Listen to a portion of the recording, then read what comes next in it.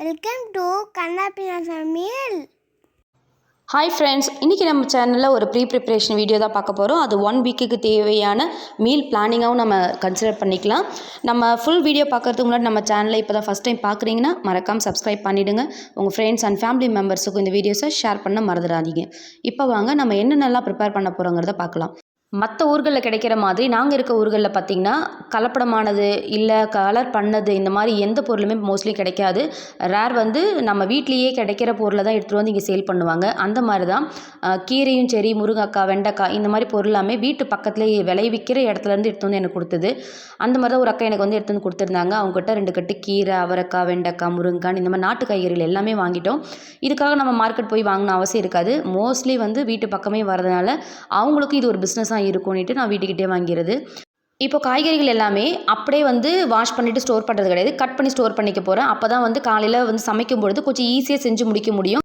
கீரை பார்த்திங்கன்னா பொதுவாகவே வந்து ஃபுல்லாக வந்து இலையை மட்டும் கிள்ளி எடுத்து அதை க்ளீன் பண்ணி சமைக்கிற பழக்கம் எனக்கு கிடையாது. தண்டோடவே போட்டு தான் நான் பெரும்பாலும் யூஸ் பண்ணுவேன். அதுக்கு வந்து வேறு பகுதியை மட்டும் கட் பண்ணி எடுத்துகிட்டு அதில் இருக்க அந்த புல் அந்த மாதிரி தேவையில்லாத இலைகள்லாம் இருக்கும் இல்லையா, அதில் ரிமூவ் பண்ணிவிட்டு வாஷ் பண்ணிவிட்டு கொஞ்சம் நேரம் அந்த தண்ணிலாம் வடிஞ்சதுக்கப்புறம் பொடி பொடியாக கட் பண்ணி பாக்ஸில் ஸ்டோர் பண்ணி வச்சுப்பேன். இன்றைக்குமே நான் அப்படி தான் செஞ்சுருக்கேன். இன்றைக்கி சமையலுக்கு தேவையான கீரையை மட்டும் எடுத்து வச்சுட்டு மீதியை வந்து பாக்ஸில் போட்டு ஸ்டோர் பண்ணிவிட்டேன். ஸ்டோர் பண்ணும்போது ஈரை இல்லாமல் ட்ரை பண்ணிவிட்டு ஸ்டோர் பண்ணுங்கள். வெண்டைக்காய், அவரைக்காய் இது ரெண்டுமே பார்த்திங்கன்னா எப்பவும் போலவே நல்லா வாஷ் பண்ணிவிட்டு அது ஈரம் இல்லாமல் தொடச்சிடணும். வெண்டைக்காய் பொறுத்து குழகுழப்பு தன்மை இருக்குன்றதுனால அது ஈரத்தை தொடச்சிட்டு அதுக்கப்புறம் நம்ம கட் பண்ணோம்னா குழகுழப்பு தன்மை கொஞ்சம் குறைவாக இருக்கும்.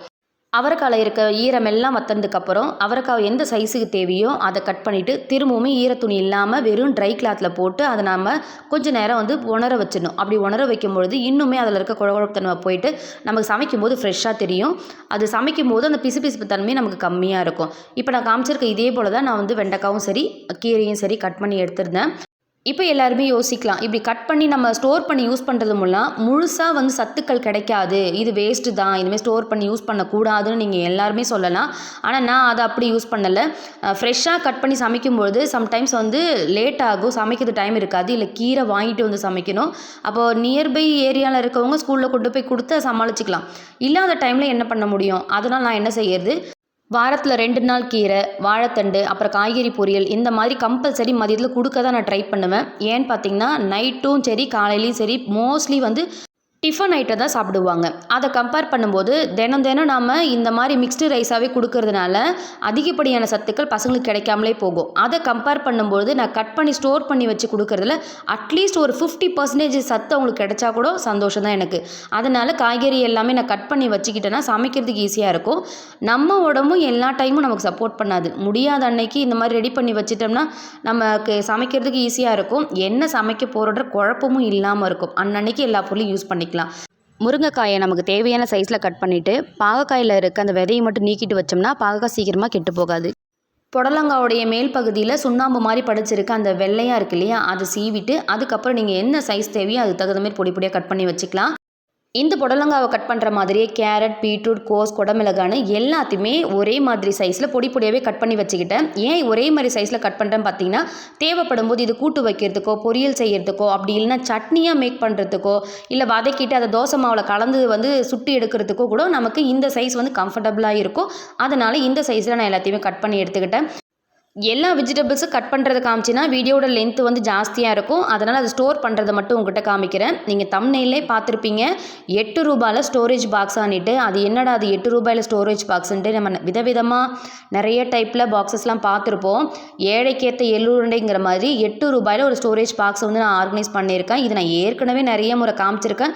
அப்போ நான் காசு கொடுத்து வாங்குறதில்ல, மற்ற பொருள் அது வச்சு வரும்போது அதை தான் நான் ரீயூஸ் பண்ணியிருக்கேன். கடையில் அதோடைய ரேட்டு கேட்கும்போது தான் தெரிஞ்சுது, அட இத்தனை நாளாக இதை மிஸ் பண்ணிவிட்டு தேவையில்லாமல் ஆன்லைனில் தேடி வாங்கிட்டு இருந்தோமேனு. அது என்னங்கிறது நம்ம பார்க்கலாம். வாழைத்தண்டு மட்டும் நீங்கள் ஸ்டோர் பண்ணும்போது மோர் ஊற்றி ஸ்டோர் பண்ணுங்கள். ஒரு நாள் தான் அது வெயிட் பண்ணணும், மறுநாளே அதை சமைச்சிடுங்க, அதான் பெஸ்ட்டு. நம்ம எல்லாருக்குமே தெரிஞ்ச பிரியாணி பாக்ஸ் தாங்க இது. வந்து ஒரு 10 பீசஸ் வாங்கி அதை நல்லா வாஷ் பண்ணி காய வச்சுட்டேன். இது காய்கறி எல்லாம் கட் பண்ணி ஸ்டோர் பண்ணுறதுக்கு ரொம்பவே கம்ஃபர்டபுளாக இருக்குது. அதோட டிரான்ஸ்பரண்ட்டாக இருக்கிறதுனால எதில் என்ன இருக்குது எவ்வளோ அளவு இருக்குங்கிறதையும் நம்ம கண்டுபிடிக்க முடியுது. இந்த வீடியோ பார்த்தோன்னே ஐயோ பிளாஸ்டிக்கில் வந்து ஸ்டோர் பண்ணுறாங்க, இது வந்து உடம்புக்கு ஹெல்த்தி இல்லை, அது வந்து சேஃப்டி இல்லைன்னுட்டு நிறைய கமெண்ட்ஸ் வர எனக்கு வாய்ப்பு இருக்குது. ஆனால் பிளாஸ்டிக் இல்லாத ஒரு டேவே நம்ம லைஃப்பில் கிடையாது. ஆனால் நம்ம யூஸ் பண்ணுற பிளாஸ்டிக் வந்து ஃபுட் சேஃப்டியாங்கிறத மட்டும் நம்ம எப்பயுமே நோட் பண்ணி வச்சுக்கணும். எனக்குமே கிளாஸில் ஆன ஸ்டோரேஜ் பாக்ஸ், அதுக்கப்புறம் பார்த்தீங்கன்னா சில்வரில் இருக்கிற ஸ்டோரேஜ் பாக்ஸ் இதுமாரி வாங்கி யூஸ் பண்ணணும் தான் ஆசை. என்ன பண்ணுறது, ஆசை இருந்தால் மட்டும் போதுமா? நமக்கு அதுக்கான ஸ்பெண்ட் பண்ணுறதுக்கான மணியும் தேவைப்படுது இல்லையா? அவ்வளோ காஸ்ட்லியெல்லாம் கொடுத்து நம்மளால் வாங்க முடியாது. அதனால் நமக்கு என்ன முடியுதோ அதை மட்டுமே பர்ஃபெக்டாக செஞ்சு வச்சுக்கிட்டோம்னாலே போதும்னு நான் நினைக்கிறேன். இப்போ காலிஃப்ளவருமே அதே போல தான். வாங்கின உடனே அதை அப்படியே வைக்கிறதுக்கு பதிலாக அதை கட் பண்ணி எடுத்து வைக்கிறது ரொம்பவே பெஸ்ட்டு. இன்னும் பெஸ்ட்டு பார்த்திங்கன்னா, உப்பு மஞ்சள் தூள் போட்டு கொஞ்சம் சுடு தண்ணியில் மிக்ஸ் பண்ணிவிட்டு ஒரு 10 நிமிஷம் சுடு தண்ணிலே போட்டு வச்சுட்டு, அதுக்கப்புறம் தண்ணியை நல்லா வடிகட்டிட்டு ஈரமே இல்லாமல் அதை ட்ரை ஆனதுக்கப்புறம் அதை பாக்ஸில் ஸ்டோர் பண்ணி இமீடியட்டாக கூட நீங்கள் யூஸ் பண்ணிக்கலாம். ஒரு சில பொருளெல்லாம் கட் பண்ணி நம்ம ஸ்டோர் பண்ணாலுமே அது திரும்பவும் மார்னிங் எடுத்து வாஷ் பண்ணி யூஸ் பண்ணுறதுக்கு கம்ஃபர்டபுளாக இருக்கும். அந்த மாதிரி இருக்க பொருளை நீங்கள் எடுத்து வாஷ் பண்ணிட்டு கூட ட்ரை பண்ணுங்கள். ஆனால் கேரட், பீன்ஸ், கோஸ் இந்த மாதிரி ஐட்டம்லாம் நம்ம கட் பண்ணதுக்கப்புறம் வாஷ் பண்ண முடியாது. ஆனால் காலிஃப்ளவர் பண்ணலாம் இல்லையா? அதெல்லாம் மட்டும் நீங்கள் யூஸ் பண்ணிக்கோங்க.